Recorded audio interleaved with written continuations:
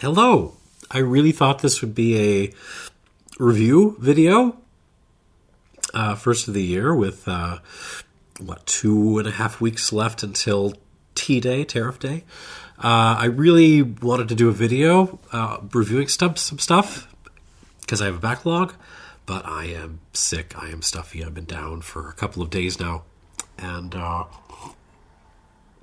ain't going to happen. I'm going to try to stuff in an extra review maybe next week sometime. Maybe I can do that. But I did want to see if we could talk philosophy a little bit. In particular, how to love spirits and how to drink without limits. What prompted this was my discovery. I'd lost this book for a while. And I found it kind of fallen behind a table down there, and this is an interesting book because it contains one of the worst things I have ever read. And finding this prompted me to go back to one of my favorite things that I've ever read. So this is an essay by Roger Scruton called "The Philosophy of Wine," in a collection called "Questions of Taste: The Philosophy of Wine." And this, the contrasting piece, is the Dialogue on the Infinity of Love by Tullia de Aragona from 1647. The Scruton is an amazing piece of work. Okay, Roger Scruton. I assume all the people who don't care about philosophy have already stopped watching at this point, so I'm just going to go full nerd, if you don't mind. Okay, Roger Scruton is basically, or was, I guess he died maybe 3 or 4 years ago, was a reactionary old Tory, pretty much. To give you some idea, this guy bought a farm, Jeremy Clarkson style, and had fox hunts. Fox hunts.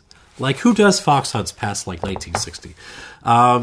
So I really don't like his stuff at all. But if you are in certain corners of philosophy of music, sexual ethics, a few other things, philosophy of wine, you pretty much can't avoid this guy. You have to deal with him. And this essay is just amazing. But it does set up a much better reply. So bear with me for a second. So, philosophy of wine. This starts out, it's really about our relationship to wine as rational beings. And Roger Scruton says that relationship really consists in what he says is intoxication. And you hear that and you go, oh, that's awfully honest, Roger. But then you keep reading, and he says, I shall be exploring the epistemological, moral, and metaphysical meaning of intoxication, its place in the life of a rational being. And you go, he's doing a thing. He's not talking about, really, really getting drunk. He's talking about, metaphorical, spiritual intoxication or something like that. So, really, this, it just keeps on going like that. He really wants to drive this distinction between, aesthetic, feely, spiritual intoxication, what he likes, and the base side of things. And so he keeps going through. There's some absolute gems in here. So, this one I'm going to skip some of them, but this one I have to read. Smell makes no contact with the body at all, merely enchants without touching, like the beautiful girl at the other end of the party. Roger, stop staring at the girl at the other end of the party. The most interesting part of this is when he starts talking about other drugs with mind-altering effects. And here he says he is driven to contrast the case of the alcoholic who has become addicted to the effect of drink and more or less indifferent to his taste from that of the wine lover, which is him, for whom the mental transformation is the taste, so to speak, and outlasts it only in the way that the pleasure of seeing an old friend survives after his visit is over. And then he draws the distinction with, wait for it, cannabis. Cannabis is the real bad guy here. Alcoholism, bad. Cannabis, worse. There are significant medical and physiological differences. Alcohol is rapidly expelled from the system and is addictive only in large doses, at least to those like us, whose genetic makeup has been influenced by the millennia of winemaking. The Inuit of the Arctic Circle and others whose ancestors had never cultivated the grape are unable to process alcohol harmlessly and quickly become addicted to it. But for the purposes of what follows, I refer only to you and me. Because Inuits don't read, I guess, or don't read philosophy. Of you and me, it can safely be said that cannabis is vividly to be contrasted with wine from the physiological viewpoint. Its effects remain for days and is both more addictive and more radical, leading not just to temporary alterations of the mind, but to permanent or semi-permanent transformations of the personality, and in particular, a widely observed loss of the moral sense. Reefer madness never died, everyone. So yeah, you got a ranking of how bad things. So the most profound is wine drinkers. They're great. Alcoholics clearly have a problem, and then at the very bottom is pot smokers. And then here's where he badmouths the entire Middle East. I'm going to skip that part. This is the important bit because he really, really, really wants you to take away that. There's a huge distinction between drinking wine and drinking other kinds of drugs, including other kinds of alcohol. Wine is not simply a shot of alcohol and must not be confused in its effect with spirits or even with cocktails. Wine is not a mixed drink, but a transformation of the grape. The transformation of the soul under its influence is merely the continuation of another transformation that began maybe 50 years earlier when the grape was first plucked from the vine, and it just kind of keeps going like this. And yeah, that's pretty much how it goes. And keep on reading this thing, and there's relation to like you relate to God when you drink wine because he's a Tory, remember? And there's a moment when he says that Richard Wagner was the true founder of anthropology. This is one of the worst things I've ever read. Like this was published in 2007. This is not like the 50s. This was less than 20 years ago. This is absolutely terrible. Find this essay in this book. Don't pay money for it. Like, steal it if you have to. But read this essay.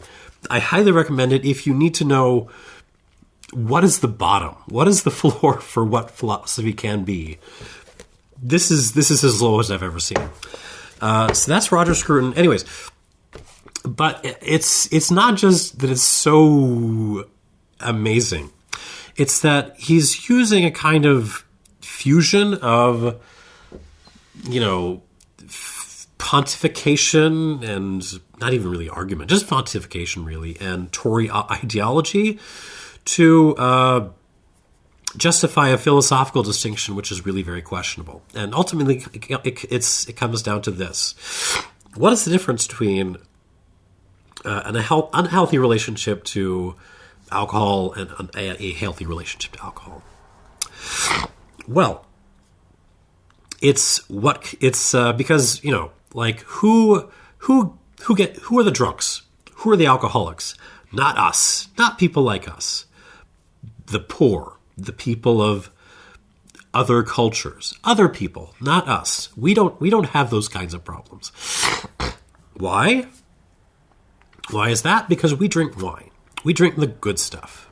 There's something special about wine which just doesn't play into all that bad, ugly stuff. But, whiskey, cocktails, beer, mixed drink, anything else, that has that is base, carnal, bad stuff. So it's a distinction based on the intentional object of the relationship, right? It changes depending on am I drinking wine or am I drinking something that is not wine?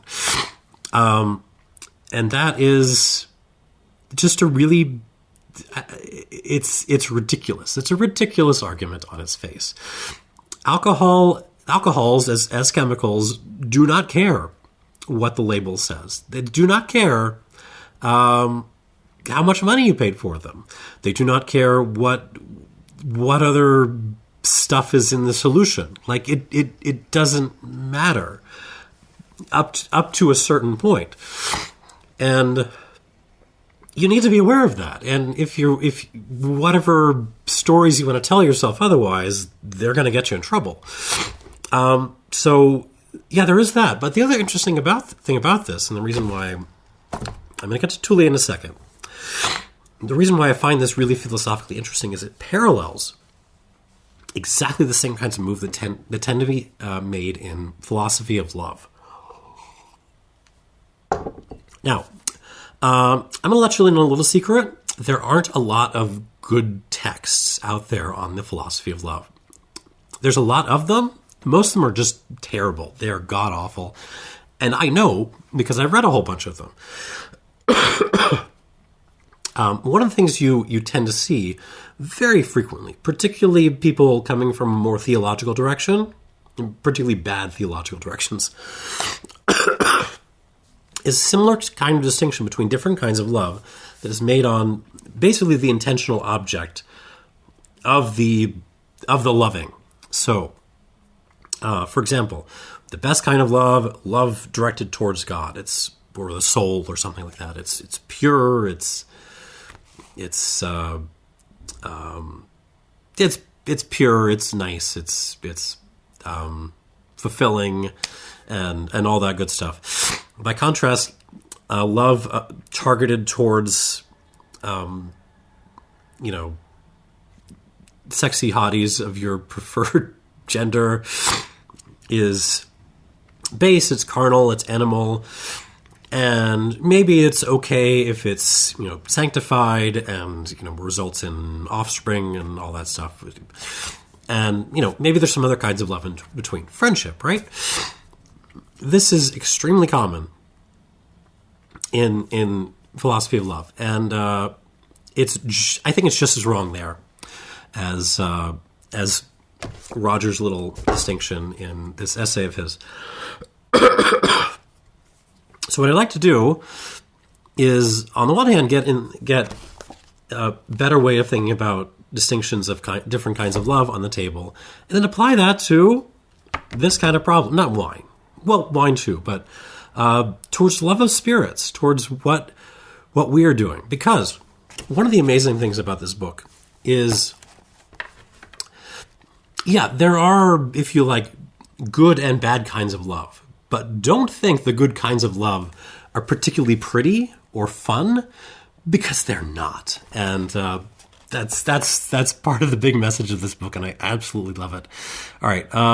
Really, secretly, this is just a chance for me to talk about Tullia, because this text, man. So it's the Dialogue on the Infinity of Love. This is published by Chicago, I think. You'll find it. It's like, this was published in the late 90s, maybe. So this is a book. There aren't a lot of philosophy texts that I can just pull off the shelf and start reading and enjoy it.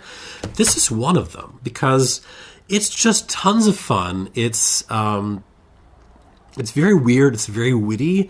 It's a dialogue. There's moments where they just kind of get very, delicate and picky, and they go around in circles arguing.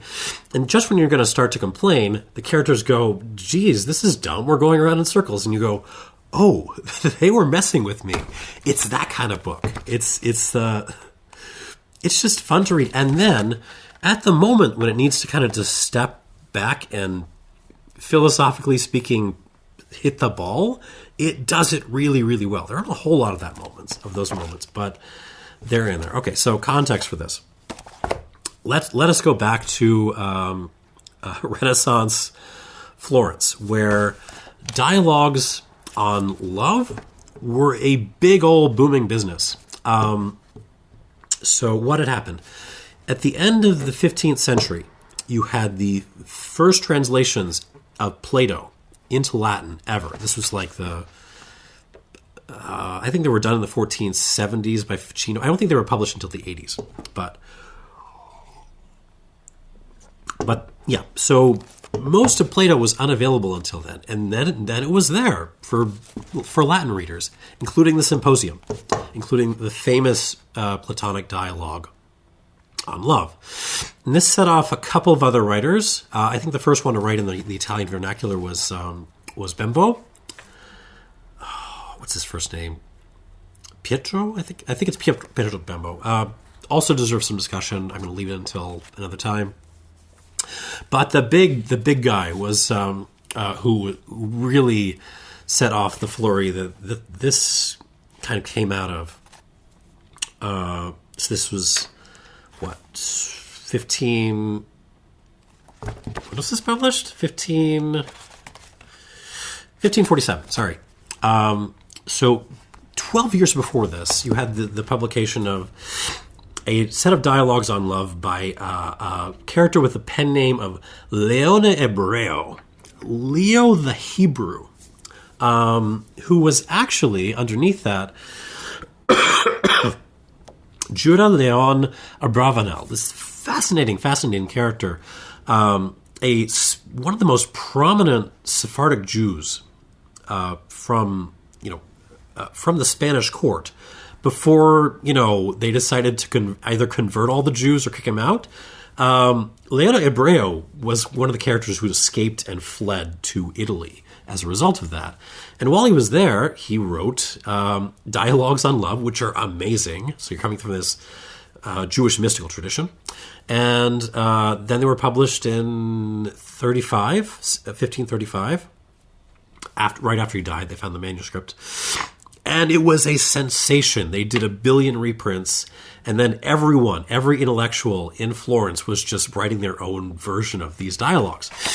Now, a couple of these dialogues happen to include character. Well, one of them names her, but they include Tullia as a character, generally in not a flattering light. And so Tullia in Florence, of course, had to write her own in response. Now, who was Tullia d'Argo, the author of this thing? She was a courtesan, not a noblewoman, I guess, not a scholar, not a officially sanctioned scholar or theologian, anything like that. Nothing. She was a courtesan, keep that in mind, which means, she's on the nicer side of woman of the night, but she's on that spectrum. She sees a lot of shit, kind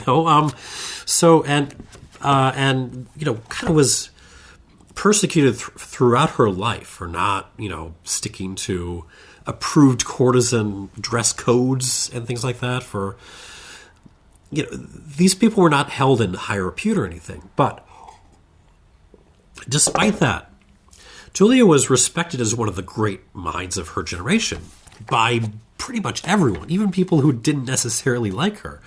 She was published. She published a book of poetry. I've got it up there somewhere. There's some letters. But this is her sort of big, great work. So what did she write? She wrote I'd talk about the title, because the title alone, the setup for this thing alone is...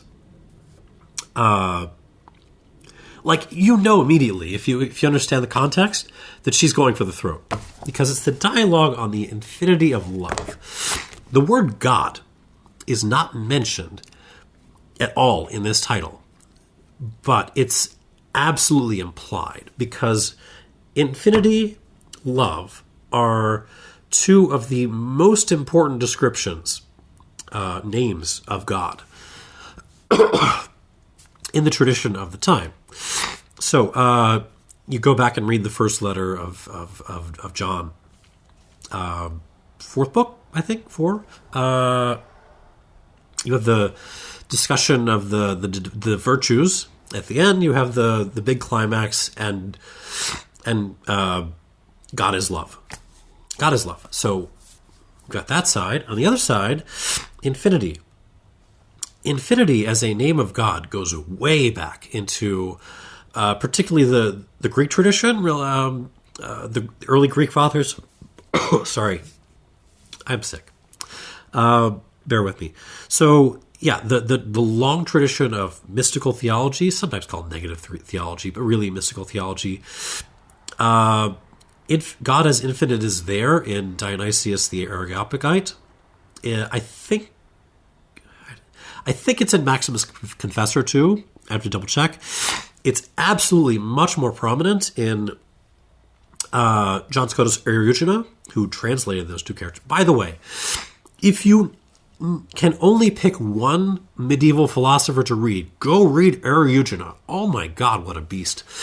So it's there, and then later on, and probably much more prominently, you have Duns Scotus using infinite as the main description of God. So keep those two things in mind. This is a courtesan, so a high-end prostitute, basically, writing a dialogue, including herself as a character, speaking with a friend of hers in real life, Benedetto Varchi. Varchi was a scholar of Greek philosophy, Aristotelian philosophy in particular, ancient philosophy. But he was also pretty well known as low-key. He had relations with guys, basically. He was known as, out. So to have these two characters in a book written by a courtesan, with this highfalutin a subject matter, is just, it's the biggest shot up across the bow you could possibly imagine if you're looking at this as a Renaissance Italian, conservative or something. Like this is a big shot. Okay, so what happens in this book? 22 minutes in, everyone tucked in. Let's get into this thing. Okay, so, and by the way, so they were well aware that they had this relationship to God thing. The question of God was going to come up in this, because there's a moment later on the dialogue. Where is it? Yeah, okay. Where Varchi, the character of Varchi, brings up God as an philosophical example, and Tullia objects, so I'm just going to read this. When one is speaking of our mortal world, it's not acceptable, Varchi, to introduce elements of the divine, because the latter is so perfect that we shall never be able to comprehend it, and each individual is entitled to pronounce his own opinion about it. So basically, why are we bringing God into this, my friend? And Varchi says, you're right to view the gulf between mortal and immortal worlds as too great to leap across, for there's no comparison, no scale of proportions to link them. This is, a little bit boilerplate. We shall never be capable of comprehending more about God than that his perfection puts him beyond our very comprehension. But. Perhaps the real point is that in discussing love, we were already touching on matters divine, despite what you seem to believe. So this is great, right? This is, they're talking about our gross world of feelings and sex and broken promises and stuff like that. But they insist we're also talking about the divine at the same time. And this is great. Okay, let me actually dig into the contents of this. Okay, so the setting is, I don't even know, like it's Tullia's place, Tullia's boudoir or something, where she's having a party. Varchi comes in, interrupts the conversation. And Tullia sort of challenges him with the question they had been debating. The question posed for discussion is as follows, she says. Is it possible to love within limits? Can't you give an answer to this? And Varchi immediately says, whoa, I am not ready for this one. I wish I hadn't promised to deal with this. And then they start to get into it, right?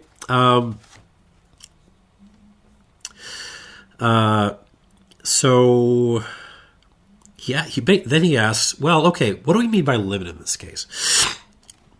is the limit to a given phenomenon the end of that phenomenon? And Tullius asks, okay, please give an example if that's not too much trouble. Varchi, when a person has arrived at the limit of some given object, can it be said that he has reached its end?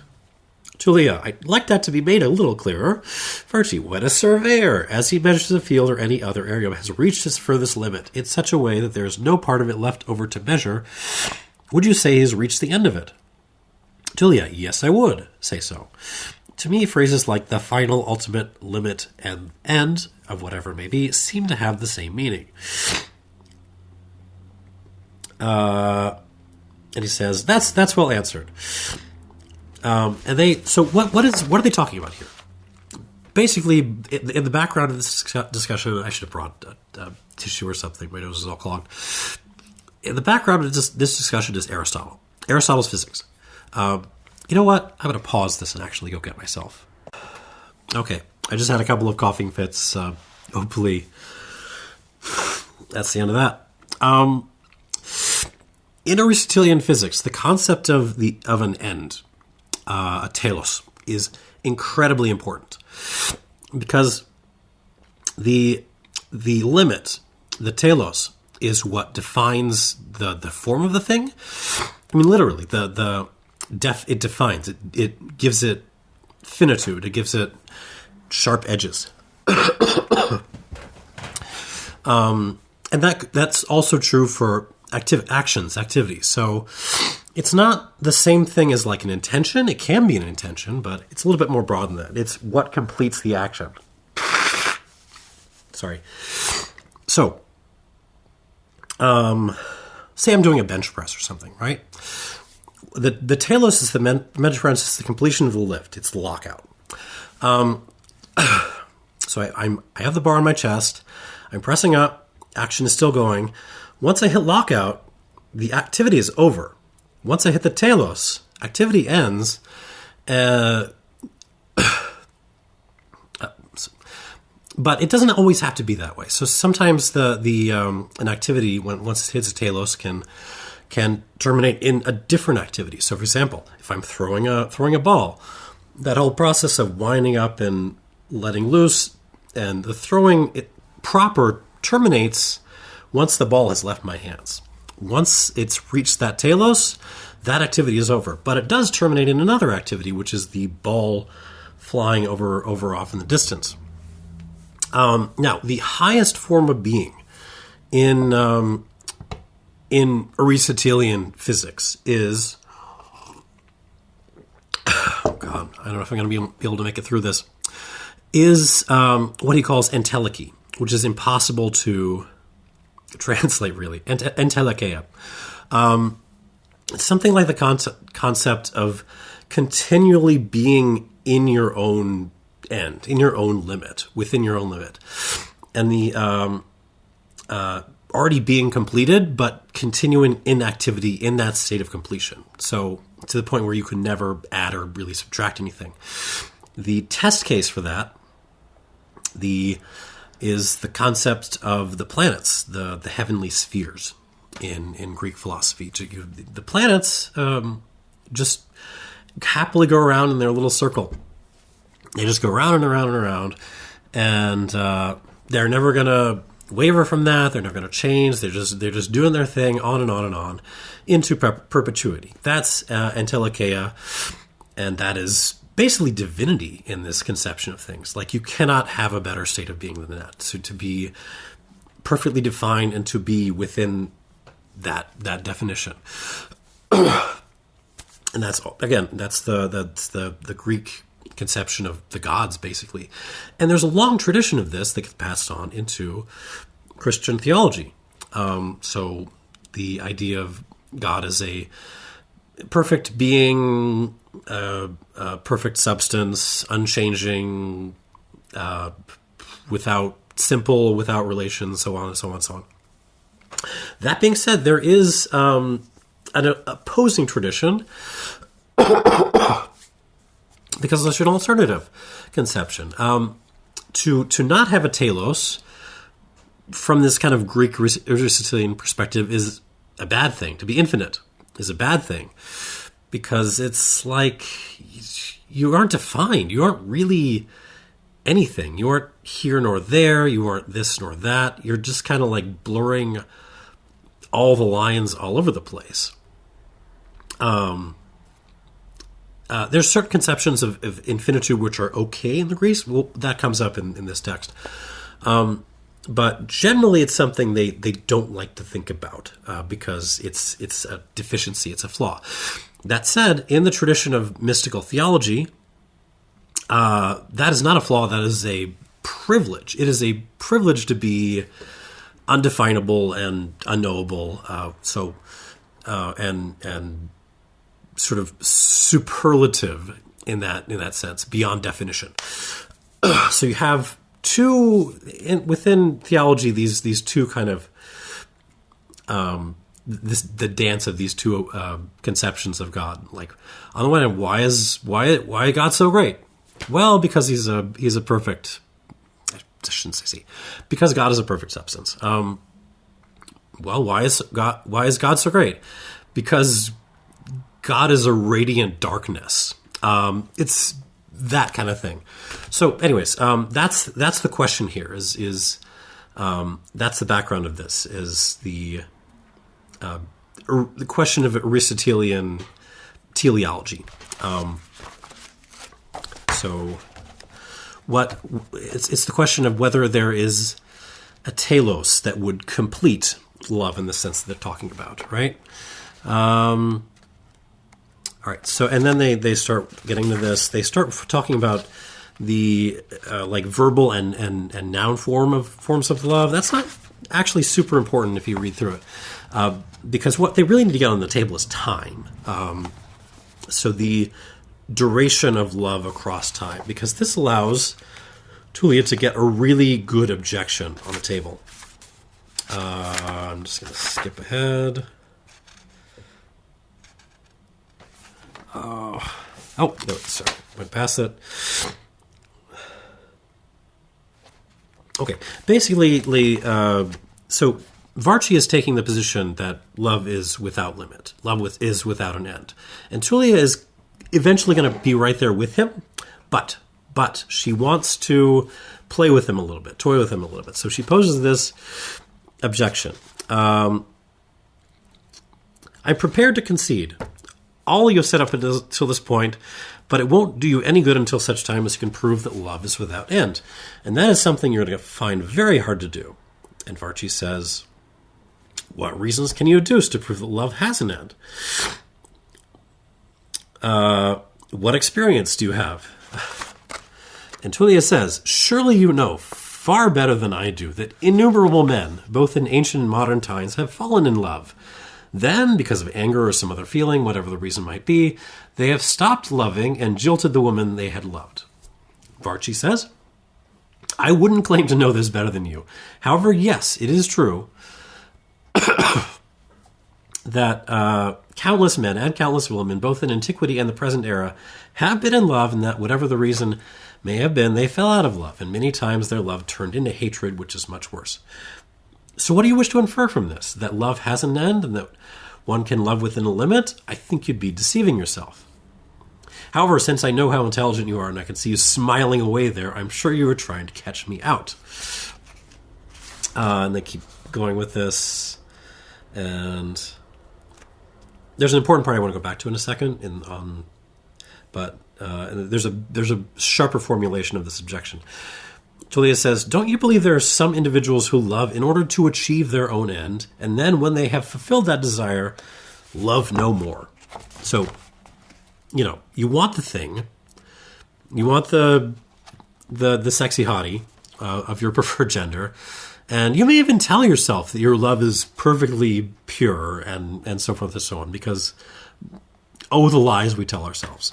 But then after you get what you want or are spurned, you're like, bored now, or you get just kind of like contemptuous or angry or whatever, and like you've got what you wanted, and it's time to move on.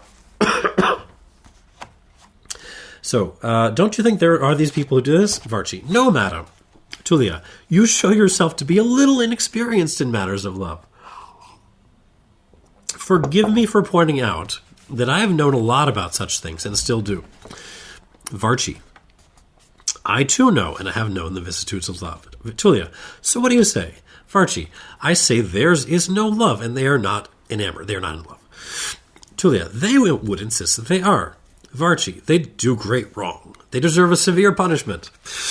So basically, they're establishing the groundwork for a distinction between different kinds of love. You have what they're eventually going to call honest love, which does not mean it's fun. We're going to talk about that in a second.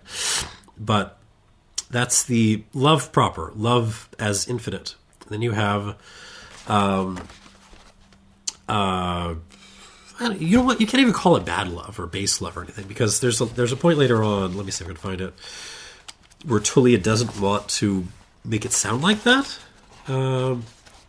But anyways, it's love directed towards an end, whether that be sex or impressing your friends or, I don't know, self-satisfaction, whatever.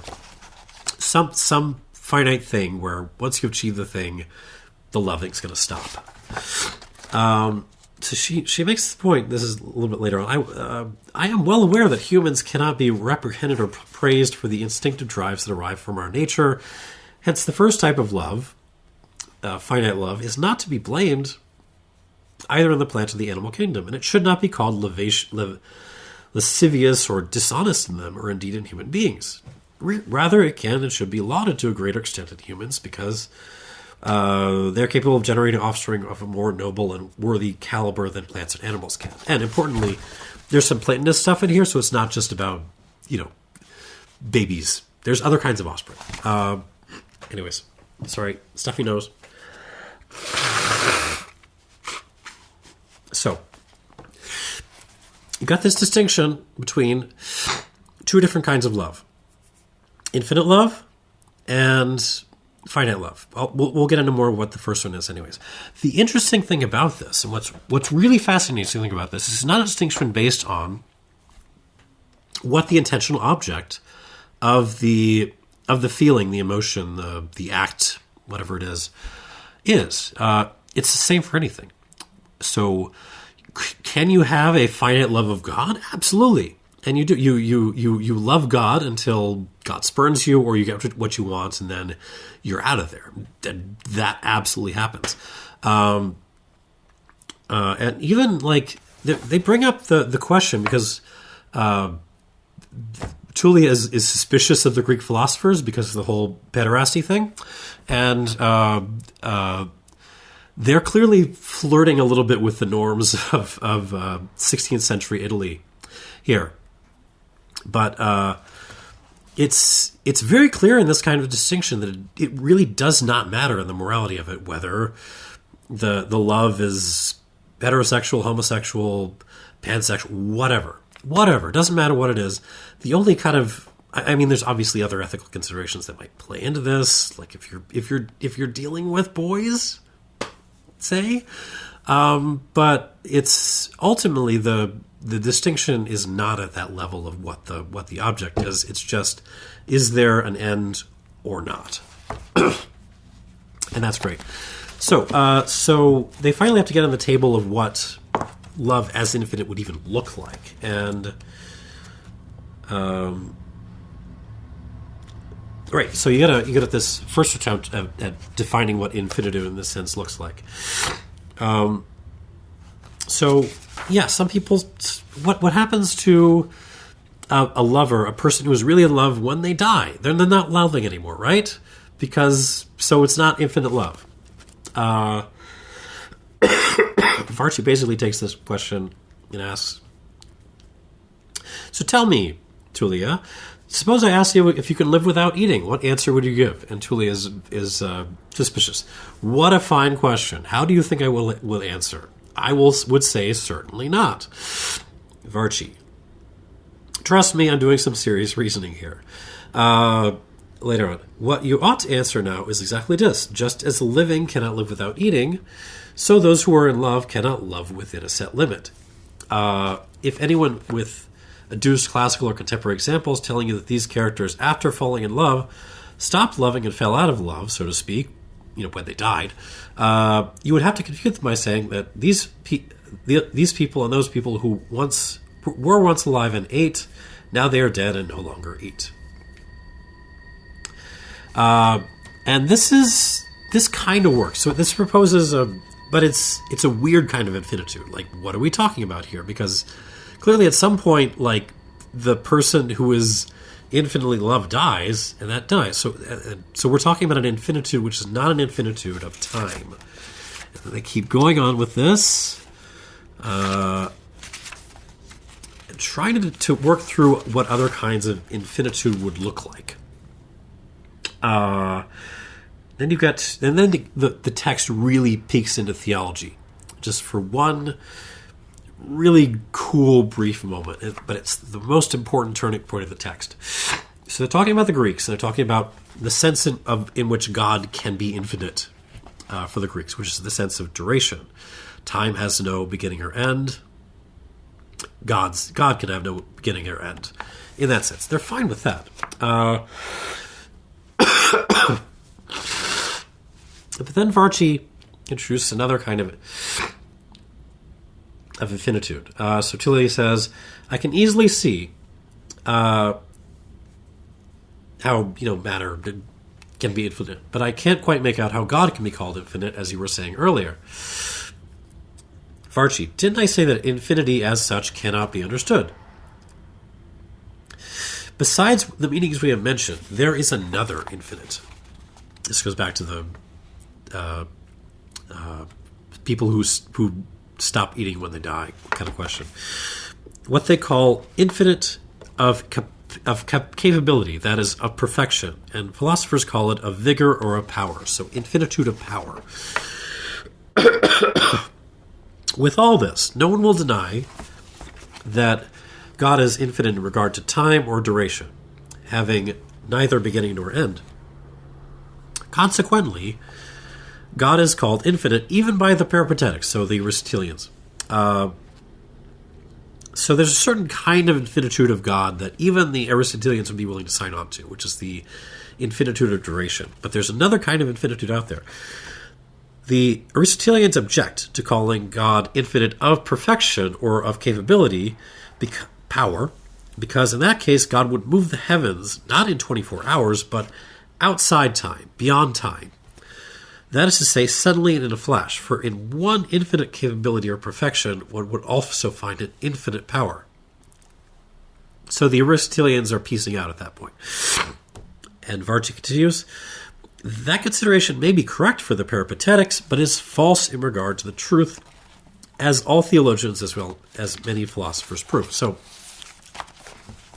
this is where the kind of hyperbolic God of mystical theology creeps into the text like real full time. This is the scary God without limits that the Greeks don't like, the radiant darkness kind of God.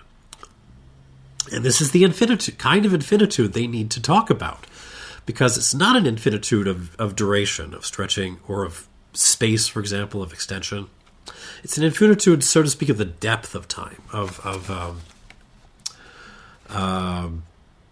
that's about the best I can do with that. So this passage flips a switch for Tullia.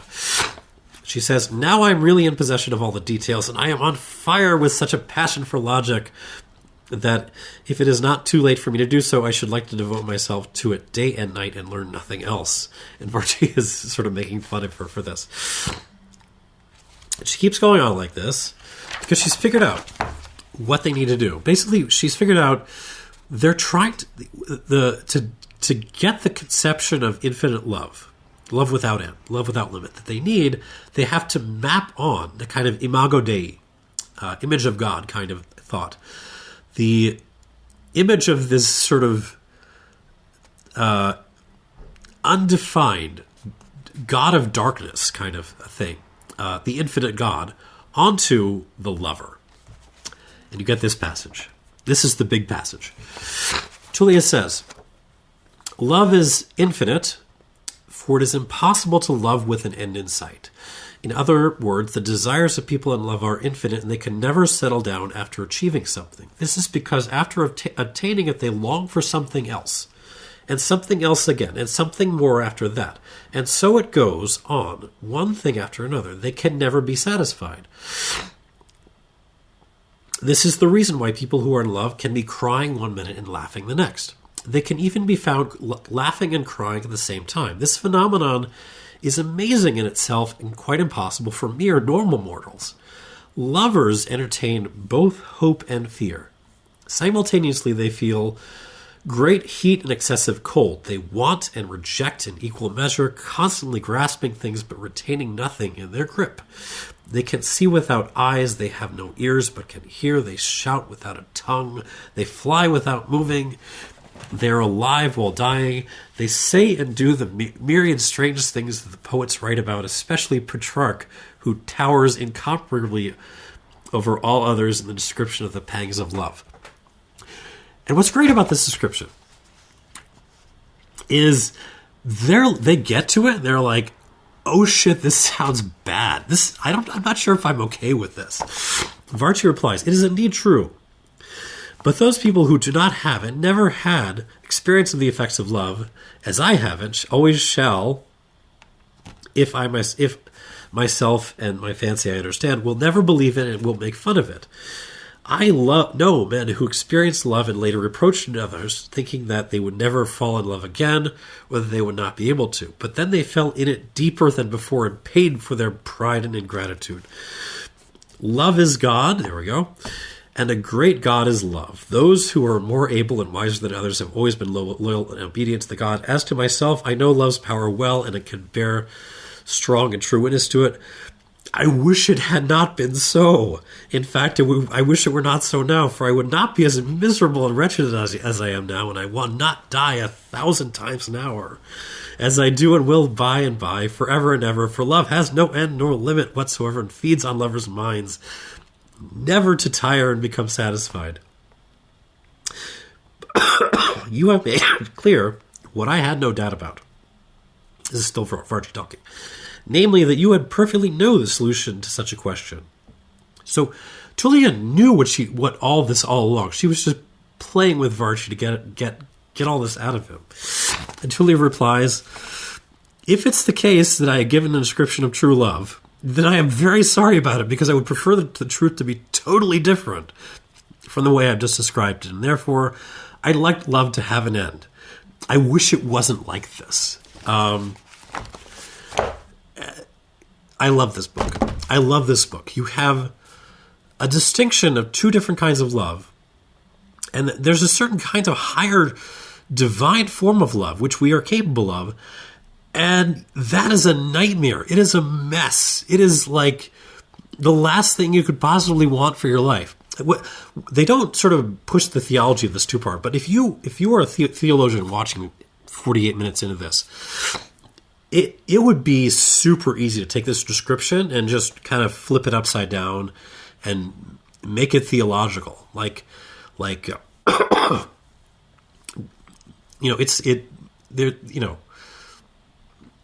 in the sense that it's not right to think of God as a nice, neat, perfect substance. No, God is a mess. God is dealing with all the feelings and processing all the things and isn't quite sure where to go. I mean, this image is not just explains a lot if you're if you're inclined in that direction, but it's also very biblical. Go read Song of Songs. Actually, that's kind of like a footnote. That's a giveaway. Like if you're reading a philosophy of love or God help you, a theologian, and they take Song of Songs seriously, they might really be good on the love question. Otherwise, maybe not so much. So let's go back to our friend Roger Scruton and the question of wine and loving spirits.